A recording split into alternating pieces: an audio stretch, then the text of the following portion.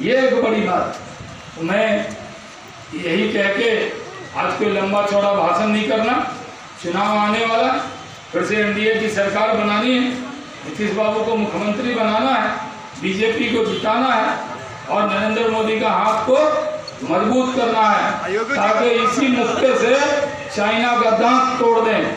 थोड़ा ना चाइना 20 आदमी हमारे शहीद हुए, तो 43 चाइनीज को बिना हथियार के बिहार रेजिमेंट गर्दन मरोड़ के मार दिया। चाइना बाप बाप करता था, समझे ना।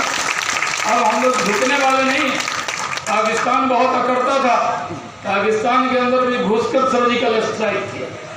हमारे जो शहीद हुए थे लोग, उनका बदला लिया मोदी जी ने। और अभी भी चाइना को बता दिया है ये 1962 का भारत नहीं है, ये मोदी का भारत है। जवाब देना जानता है, इसलिए जवाब दिया है, जवाब देंगे। आप सबकी पूरी चिंता हम लोग करेंगे। बीजेपी के सब लोग आपके लिए समर्पित हैं। अब इसी बात को कह के मैं अपनी वाणी को विराम देता हूँ और अमरेश जी को कहता हूँ जल्दी से चश्मा बदलो। भाषण नहीं राशन हो जाए। खाली बीजेपी वाला कहता है मंदिर वही बनाएंगे, अब तारीख नहीं बताएंगे। अब तो बनना शुरू हो गया। जब बनेगा भवन तो यहाँ से अमरेश जी ले जाएंगे बस में, आप ले जाइएगा यहाँ से बस। भारत दुनिया का सबसे बड़ा लोकतांत्रिक देश है। देश को आज़ाद हुए 7 दशक से ज़्यादा हो गए, लेकिन अगर भारत के लोगों की बात की जाए तो भारत के लोग इस 70 साल की आज़ादी के बाद भी कहीं ना कहीं भावुक हो जाते हैं। लाग लपेट की राजनीति होती है बिहार में, और इस लाग लपेट की राजनीति में बड़े बड़े वादे किए जाते हैं। जो सपना है वो बड़ा बड़ा दिखाया जाता है। सर्जिकल स्ट्राइक पर भावनात्मक राजनीति होती है। पाकिस्तान के मुद्दे पर आहत पहुंचाकर राजनीति की जाती है। बिहार विधानसभा चुनाव की तैयारियों में हर राजनीतिक दल घुस गया है। इस तैयारी में खामियां निकाली जा रही है विपक्ष द्वारा और सफाई दिया जा रहा है सत्ता पक्ष द्वारा। कहा जा रहा है कि इतना बड़ा काम कर दिया गया है 15 साल में कि मानो जो शिक्षा व्यवस्था हो वो अमेरिका के बराबर है, स्वास्थ्य व्यवस्था जो हो वो चाइना के बराबर है, और जो ढांचा है विकास का वो गुजरात मॉडल पर टिका हुआ है। अब बिहार में जब विधानसभा चुनाव की तैयारी हो रही है तो वापस से एजेंडा जो है वो कहीं ना कहीं सैनिक की तरफ रुख कर दिया गया है। चर्चा चाइना की हो रही है और इस चर्चा में चाइना के दांत तोड़ देने तक की बात कही जा रही है। बहरहाल आज से पहले तक जब भी चुनाव हुआ तो आपने पाकिस्तान का जिक्र सुना, लेकिन इतने बड़े प्रतिद्वंदी की दांत तोड़ने की बात की जा रही है जिस प्रतिद्वंदी ने अमेरिका को दांतों तले चना चबवाया। हमारे साथ हमारे सहयोगी मौजूद हैं अभिषेक मिश्रा। इनसे भी जानेंगे कि क्यों चाइना पर डिपेंड हो रहा है और जो कार्यकाल मोदी जी के 6 साल का रहा है उसका गुणगान बिहार के चुनाव में किया जा रहा है।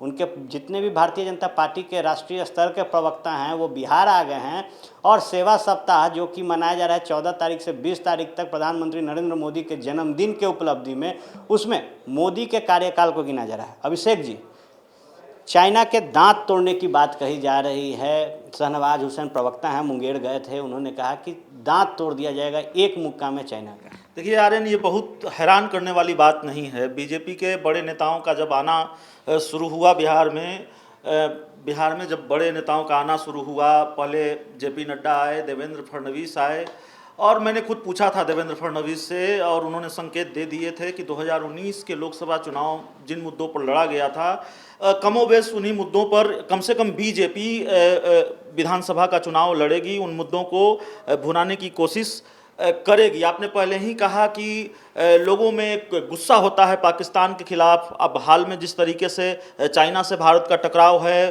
तो चीन के खिलाफ गुस्सा है, तो ये ठीक है, हमारे सैनिक बहादुर हैं और हमारे सैनिक निपटने में सक्षम हैं चाइना और पाकिस्तान जैसे देशों से या फिर किसी भी दुश्मन देश से। लेकिन जो मामला है, जो गुस्सा है लोगों का, उस गुस्से को भुनाने की सियासत होती रही है और राजनेता या कम से कम बीजेपी का ये पॉलिटिकल स्टाइल है कि उसको भुनाने की कोशिश लगातार करती है। राष्ट्रवाद, बीजेपी का मुद्दा रहा है 2019 के लोकसभा चुनाव में। धारा 370 को बीजेपी अपनी उपलब्धि बताती है, राम मंदिर को बीजेपी अपनी उपलब्धि बताती है, 3 तलाक को बीजेपी अपनी उपलब्धि बताती है। तो जिस तरीके से आपने देखा होगा कि पाकिस्तान के घर में घुसकर मारने की बात कही गई थी, सर्जिकल स्ट्राइक हुआ था, कायदे से ये सेना की बड़ी उपलब्धि है, ये हमारी सेना का अचीवमेंट है और ये हमारी सेना की बहादुरी को दर्शाता है, हमारी सैन्य क्षमता को दर्शाता है कि हमने दुश्मन के घर में जाकर मारा। लेकिन इसको सियासी रूप से भी भुनाने की कोशिश बीजेपी ने की है, भुनाया है और उसका फायदा बीजेपी को मिला है। और जाहिर है इन चीज़ों का जब फायदा बीजेपी को मिलता है तो कम से कम बिहार चुनाव में बीजेपी इसको भुनाने की कोशिश करेगी, क्योंकि एक परसेप्शन है बिहार चुनाव को लेकर कि बिहार के सीएम नीतीश कुमार को लेकर एक सत्ता विरोधी लहर है, उनको लेकर एक नाराजगी है।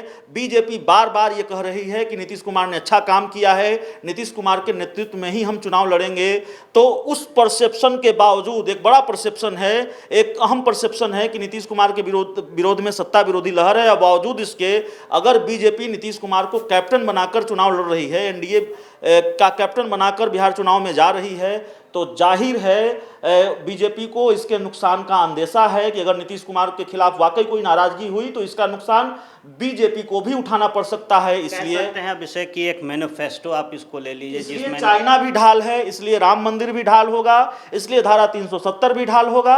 और वो तमाम मुद्दे जिसको लेकर बीजेपी चुनाव में जाती रही है, चाहे वो लोकसभा चुनाव हो या फिर दूसरे राज्यों के विधानसभा चुनाव हो, उन मुद्दों को भुनाने की कोशिश होगी। इसीलिए शाहनवाज हुसैन ने ये बात कही है कि हम चाइना के दांत खट्टे करेंगे। वो जानते हैं कि हर भारतवासी के दिल में हिंदुस्तान बसता है, एक नाराजगी बसती है। जब चीन से भारत का टकराव सामने आता है तो चीन को लेकर गुस्सा होता है, जब पाकिस्तान की करतूतें सामने आती हैं तो पाकिस्तान को लेकर गुस्सा होता है। और इसी गुस्से को भुनाने की कोशिश होती है राष्ट्रवाद के नाम पर, और इस गुस्से को भुनाने की कोशिश में सफल होती रही है बीजेपी। बीजेपी को इसका फायदा मिलता रहा है, 100% सफलता बीजेपी को मिली है 2019 के लोकसभा चुनाव में। तो जाहिर है बीजेपी उसको भुनाने की कोशिश करेगी। तो बहुत हैरान करने वाली बात नहीं है अगर शाहनवाज हुसैन ने यह कह दिया है कि हम चाइना के दांत खट्टे करेंगे। वो जानते हैं और बिहार के बड़े नेताओं का आना शुरू है बिहार में। बीजेपी के बड़े नेता बिहार में लगातार कैंप कर रहे हैं, आ रहे हैं। और ये पहला बयान नहीं है, आप ऐसे कई बयान सुनेंगे, ये शुरुआत है। तो निश्चित तौर पर 1962 का जिक्र किया है शाहनवाज हुसैन ने, कहा है कि ये 1962 का भारत नहीं है, ये मोदी का भारत है। और जो हरकतें चीन कर रहा है, जो हरकतें पाकिस्तान कर रहा है, उसका मुंह तोड़ जवाब देंगे। बहरहाल जब भी चर्चा हो रही है अर्थव्यवस्था पे की जा रही है कि बिहार के अगर अर्थव्यवस्था को देखा जाए, बिहार के बजट को देखा जाए तो कई लाख करोड़ में इसका इजाफा हुआ है। तो 15 साल पहले और 15 साल के बाद इनकम भी लोगों के बढ़े हैं, जो विधि व्यवस्था है वो भी बढ़ी है। लेकिन गुणगान सिर्फ एक हो रहा है, वो है पाकिस्तान, चाइना और जो रणनीति भाजपा बनाती है उन रणनीतियों की। विकास पर नीतीश की चर्चा नहीं की जा रही है, चर्चा सिर्फ राम मंदिर का, धारा 370 का, 3 तलाक का किया जा रहा है। देखना बड़ा दिलचस्प होगा कि आगामी चुनाव में जब बिहार, जिसे वरदान में बाढ़, सुखाड़ और ओलावृष्टि मिली है, आपदाओं का केंद्र है बिहार, उसके बाद एक बड़ी आपदा कोरोना, जिसके बाद कई लोग बेरोजगार हुए हैं, खाने की आफत पड़ी है, उसके बाद जो एजेंडा बीजेपी का है वो एजेंडा चलता है या फिर जनता जो सब जानती है वो इस बार बताएगी। तमाम छोटे बड़े खबरों के लिए आप बने रहे फर्स्ट बिहार झारखंड के साथ, क्योंकि जो खबरें हैं आपको यहीं मिलेंगी। धन्यवाद।